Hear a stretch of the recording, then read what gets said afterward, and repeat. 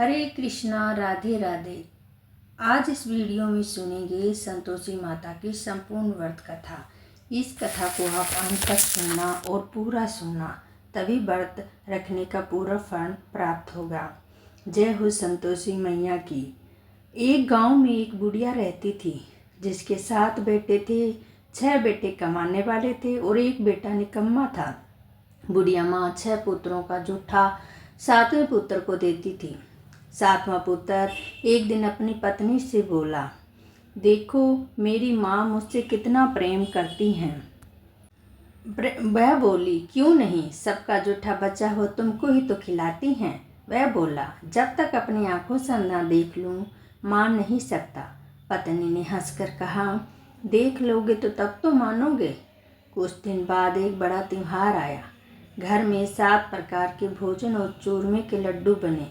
वह पत्नी को बात को जांचने के लिए सिरदर्द का बहाना बनाकर पतला कपड़ा सिर पर ओढ़कर रसोई घर में जाकर सो गया और कपड़े में सब कुछ देखता रहा। 4 भाई भोजन करने आए। उसने देखा कि माँ ने उनके लिए सुंदर सुंदर आसन बिछाए हैं, 7 प्रकार की रसोई परोसी हैं और आग्रह करके उन्हें भोजन कराती रहे हैं। वह देखता रहा। 4 भाई भोजन करके उठ गए।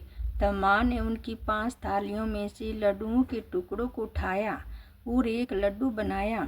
जूठन साफ करके माँ ने उसे पुकारा, उठ बेटा उठ, तेरे भाई ने भोजन कर लिया है, तू भी उठकर भोजन कर ले। उसने कहा, माँ मुझे भोजन नहीं करना, मैं तो परदेश जा रहा हूँ। माता ने कहा, कल जाना है तो आज ही क्यों न जा। वह बोला, हाँ हाँ आज ही जा रहा हूँ। यह कहकर वह निकल गया। चलते समय उसे पत्नी की याद आई। वह गौशाले में कंडे थाप रही थी। वहाँ जाकर बोला, मेरे पास तो कुछ नहीं है, गुट्ठी है सो ले लो, अपनी कोई निशानी मुझे दे दो। वह बोली, मेरे पास क्या है, गोबर भरा हाथ है। यह कहकर पत्नी ने उनकी पीठ पर गोबर के हाथ की थाप मार दी। वह चल दिया। चलते चलते दूर देश में पहुंचा। वहां एक साहूकार की दुकान थी। वहां जाकर बोला, सेठ जी मुझे नौकरी पर रख लो। साहूकार को नौकर की सख्त जरूरत थी। साहूकार ने कहा, काम देखकर तनख्वाह मिलेगी। उसने कहा, सेठ जी जैसा आपको ठीक समझे वैसा करिए। उसने साहूकार को यहाँ नौकरी मिल गई। वह वहाँ दिन रात काम करने लगा। कुछ ही दिनों में दुकान का लेन देन, हिसाब किताब, ग्राहकों को माल बेचना, सारा काम करने लगा। साहूकार के 7-8 नौकर थे, सब चक्कर खाने लगे, लेकिन उसने अपनी लगन, परिश्रम और ईमानदारी से सभी को पीछे छोड़ दिया। उसने किए गए का फल मिला। सेठ जी ने उनको काम देकर 3 महीने में उसे मुनाफे में साझेदार बना लिया। परिश्रम करते करते 12 वर्ष हो गए। वह नगर का नामी सेठ बन गया और सेठ अपना सारा कारोबार उस पर छोड़कर बाहर चला गया। इधर उसकी पत्नी पर क्या बीती तो वे सुनो। सास ससुर से दुख देने लगे। गृहस्थी का सारा काम करवाकर उसे लेकड़ी लेने जंगल में भेजते। इसी बीच घर की रोटियों के आटे से जो भूसी निकलती है उसकी रोटी बना कर रख दी जाती और फूटे नारियल की नली में पानी दिया जाता। इस तरह दिन बीतते रहे। एक दिन वह जंगल में लकड़ी लेने जा रही थी। तब उसे रास्ते में बहुत सी स्त्रियां संतोषी माता का व्रत करती दिखाई दी। वह वहां खड़ी होकर पूछने लगी, बहनों ये तुम किस देवता का व्रत करती हो और इसके करने से क्या फल प्राप्त होता है? इस व्रत के करने की क्या विधि है? यदि तुम अपने इस व्रत का विधान मुझे समझा, मैं तुम्हारा बड़ा एहसान मानूंगी। उसने एक स्त्री बोली, सुनो ये संतोषी माता का व्रत है, इसके करने से निद्रता दरिद्रता का नाश होता है, लक्ष्मी जी आती हैं, मन की चिंताएं दूर होती हैं, मन को प्रसन्नता और शांति मिलती है, निपुत्री को पुत्र मिलता है, प्रीतम बाहर गया हो तो वह सिंह लौट आता है, कुंवारी कन्या को मन पसंद वर मिलता है, चलता मुकदमा खत्म हो जाता है, ग्रह क्लेश की निर्मति होती है, मुख शांति होती है, घर में धन जमा हो तो धन जायदाद का लाभ होता है तथा और भी मन में जो कुछ कामना हो वह संतोषी माता की कृपा से पूरी हो जाती हैं, इसमें संदेह नहीं। वह पूछने लगी, यह व्रत कैसे किया जाता है, यह भी तो बताओ, बड़ी कृपा होगी। वह स्त्री कहने लगी, बिना परेशानी, श्रद्धा और प्रेम से जितना भी मन बन सके प्रसाद लेना। 5.25 पैसे से 5.25 आने तक जिससे भी ज़्यादा शक्ति हो भक्ति के संसार गुड़ और चना लेना। हर शुक्रवार को निराहारा रहकर कथा कहना सुनना। इसके ओम बीच कम नहीं टूटे। लगातार नियम से पालन करना। सुनने वाला कोई ना मिले तो घी का दीपक जलाकर उसके आगे जल के पात्र को रखकर कथा कहना, परंतु नियम ना टूटे। जब तक कार्य सिद्ध न हो नियम पालन करना और कार्य सिद्धि हो जाने पर व्रत का उद्यापन करना। 3 मास में माता पूरा फल प्रदान करती हैं। यदि किसी के कर्म ग्रह खोटे हो तो माता 1 वर्ष में अवश्य अनुकूल कर देती हैं। कार्य सिद्ध होने पर ही उद्यापन करना चाहिए, बीच में नहीं। उद्यापन में 2.5 सेर आटे का खाजा तथा इसी अनुसार खीर व चने का साग बनाना। 8 लड़कों को भोजन कराना। जहाँ तक मिले देवर जेठ भाई बंधु कुटुंब के लड़के लेना। ना मिले तो रिश्तेदार और पड़ोसियों के लड़के बुलाना। उन्हें भोजन कराकर यथाशक्ति दक्षिणा दे। माता का नियम पूर्ण करना। ध्यान रखना उस दिन घर में कोई खटाई न खाए। यह वह सुन वह वहाँ से चल दी। रास्ते में लकड़ी के बोझ को बेच दिया और उन पैसों से गुड़ चना लेकर माता के व्रत की तैयारी करने आगे चली। रास्ते में संतोषी माता के मंदिर में जाकर माता के चरणों में लौटने लगी। विनती करने लगी, माँ मैं दीन हूँ, निपट मूर्ख हूँ, व्रत के नियम कुछ नहीं जानती, मैं बहुत दुखी हूँ। हे माता मेरे दुख दूर कर, मैं तेरी शरण में हूँ। माता को दया आई। वह 1 शुक्रवार बीता कि दूसरे शुक्रवार को उसके पति का पत्र आया। तीसरे शुक्रवार को उसका भेजा हुआ पैसा आ पहुँचा। यह देखकर देरानी मुँह सिकोड़ने लगी। इतने दिनों बाद इतना पैसा है, इसमें क्या बड़ाई है। लड़के ताने देने लगे। काकी के पास तो पत्थर आने लगे, रुपये आने लगे। अब तो काकी की खातिरी बढ़ेगी। अब तो काकी बुलाने से भी नहीं बोलेगी।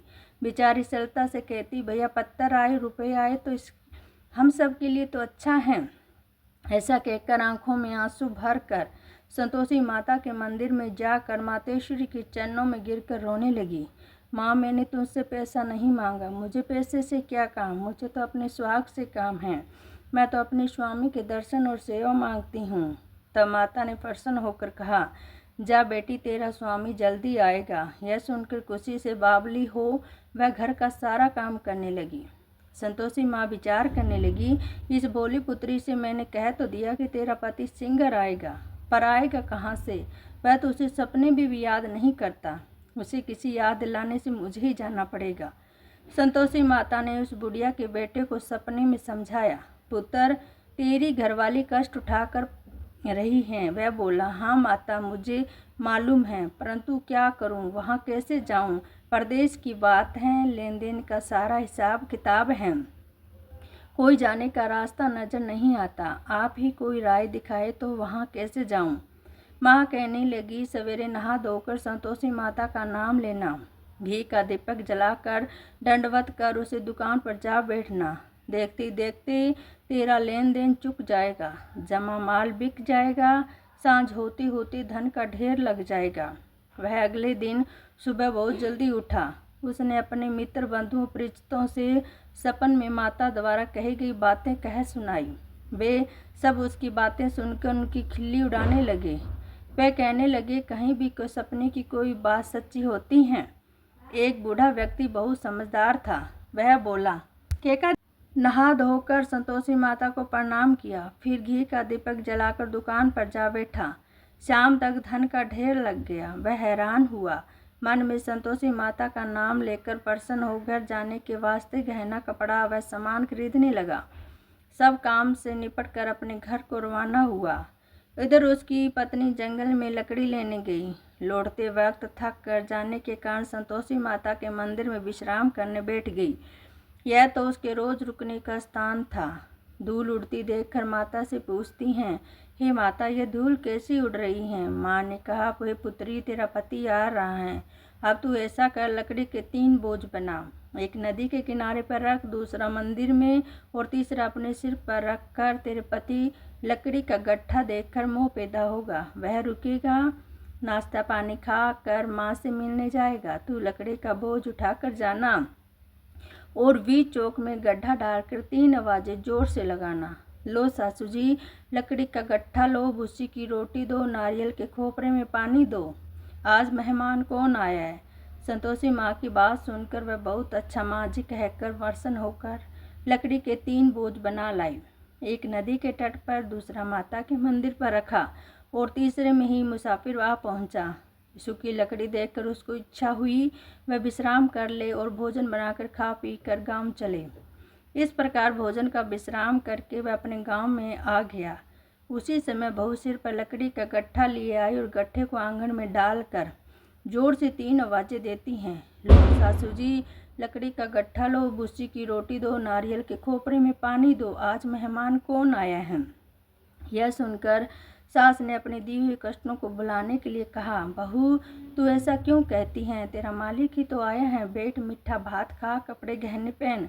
पत्नी की आवाज़ सुनकर उसका स्वामी बाहर आया और हाथ में पहनी गुट्ठी देखकर व्याकुल हो गया। उसने माँ से पूछा, माँ ये कौन है? माँ बोली, बेटा तेरी पत्नी है।